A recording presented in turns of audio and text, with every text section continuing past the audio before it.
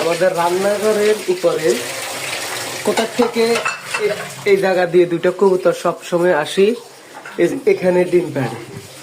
তো এলে আমাদের এখানে মনে হয় 7 থেকে 8টা বার ডিম পাড়ছে।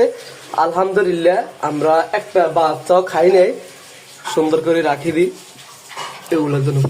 এই যে কি সুন্দর করে দুটো ডিম পাড়ছে, যাক মাশাআল্লাহ খুব ভালো লাগছে ডিমগুলা দেখি। মনে কিছু বল। আমরা সবাই ভালোবাসি, যত্নে ওদেরকে রাখি দিছি।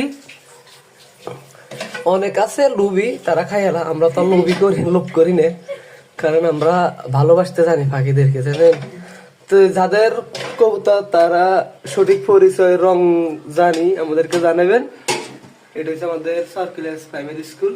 এই কি সুন্দর দৃশ্য দেখা যাইতেছে আমাদের রান্নাঘর থেকে, এত সুন্দর।